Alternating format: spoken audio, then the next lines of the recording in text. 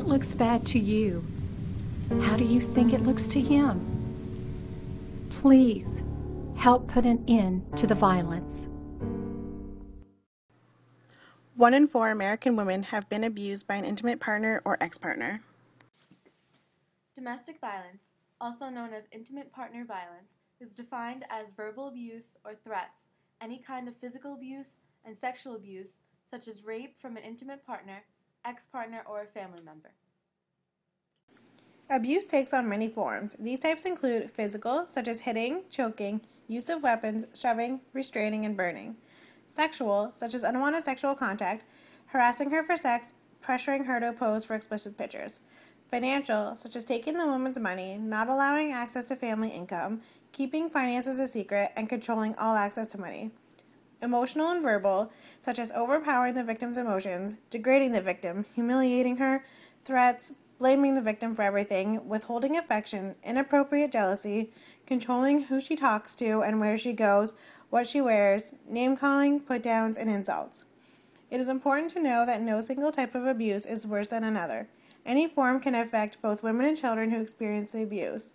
Most often, when there is one form of abuse occurring in the home, there are other forms of abuse present that may be unidentified by the woman or undisclosed due to shame.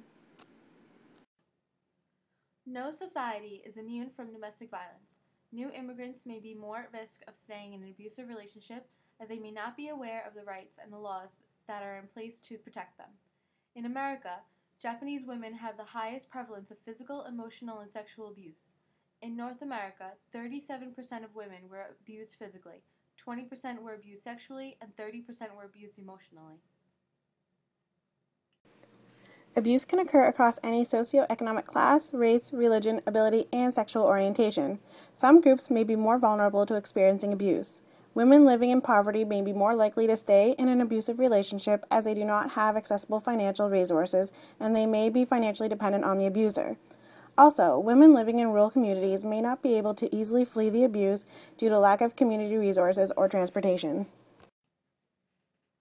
The most common risk factors for domestic violence include the level of education of the victim and the abuser, whether the victim or the abuser has been pre-exposed to domestic violence as a child, whether or not the woman's views support her partner's violent actions, if the victim or abuser has a problem with drugs and/or alcohol, if the victim experienced abuse after the age of 15 by someone other than an intimate partner, if the woman has children from past relationships, if their partner has cheated with other women, if the woman is living with her partner, and if they are in a polygamous relationship.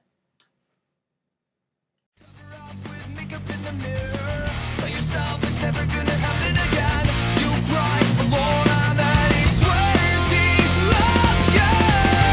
Do you feel like a man when you push her around? Do you feel better now as she falls to the ground?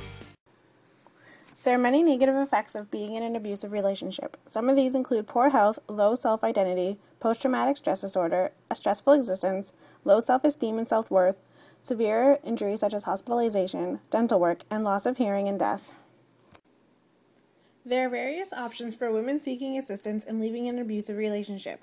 Contacting a women's shelter or crisis line can be a good start. These services can help direct women to various resources that will meet the individual's needs. We can also assist women in making detailed safety plans unique to their situation. A safety plan outlines various steps that a woman can take to decrease her risk of danger. Speak to your doctor. It is safe to do so. If a person is in immediate danger, she should contact the police or call 911. There is a National Women Abuse Helpline both in Canada and the United States. They will provide you with a list of violence against women shelters and/or community-based agencies, such as victim services, legal issues, child protective services, housing options, safety plans, and much more.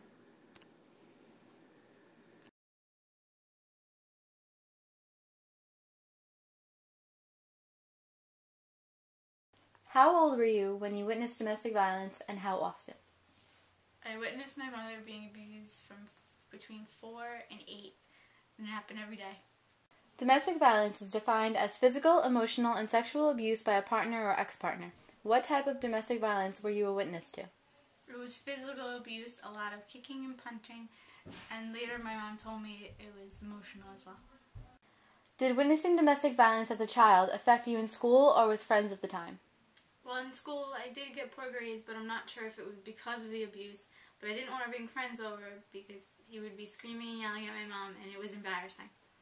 Did your mother ever attempt to leave her abusive boyfriend? Were authorities ever called when violence did occur? Yes, she did try leaving a few times, but she always went back. She finally left when she found a place to go. But the neighbors always called the cops, and the cops said that they couldn't do anything unless she pressed charges, and she didn't want to press charges.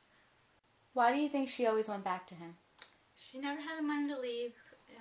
She never went to college, so she couldn't get a job, she couldn't pay for childcare, so she needed him to pay the rent because she had 4 kids. Education and poverty level are actually both risk factors for domestic violence. Do you feel they played a role? Yes, definitely. If she went to college, she could have found a job and she wouldn't have to rely on a guy financially. He knew that she needed a place to stay, so he could hit her, and she would have no place to go, she'd have to stay. How did it feel to see your mother go back to her abuser? It was frustrating. I was sick and tired of seeing her beaten and thrown into walls. My mother blames that it was just because of the money, but I feel like it was because she didn't want to be alone. She'd rather be in a horrible relationship and be with just to have a husband or a boyfriend. One more question. Domestic violence has only recently been seen as a global crisis. Do you think this should have been the case much earlier than that?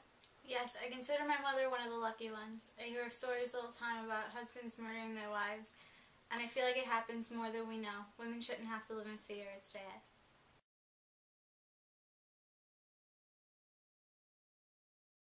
Until I met Susan Still, I thought I had seen and heard it all.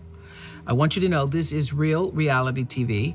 Her 13-year-old son is filming this video you're about to see on orders from his father. You play those stupid games with me, I'll knock your teeth out of your face. You hear me? It's the nightmare we hear happens behind closed doors, but rarely, if ever, see. You keep playing this game with me, I'm gonna knock your head across that wall. In a rage, Susan Still's husband, emotionally and verbally, attacks her in front of their children. With her oldest son, 13, on the other side of the lens, and her 8-year-old son also in the room, Susan's husband calls her stupid 23 times, heifer 28 times, among other dehumanizing names. That's what you are. Total. I don't need to be stupid. I don't need to act stupid. I don't want to act stupid. I don't, and I'm sorry. The abuse then turns from words and threats to fists and an explosion of violence. It's still hard for me to watch after all this time. And I cannot watch that video without thinking what's going to happen to those 2 boys. I just wonder if there's enough therapy in the world for those 2 boys when you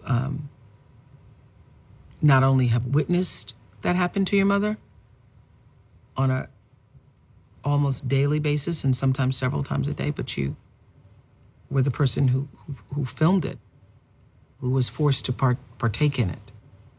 So that's what I was thinking then, and that's what I continue to think now. I just, for every woman who's ever thought that I'm staying because I want to make it okay for my children, the damage to your children, emotionally and spiritually, even though your children may never get hit, the damage to them doesn't even begin to compare to whatever your emotional or physical damage is, because you just can't undo it. It cannot be undone.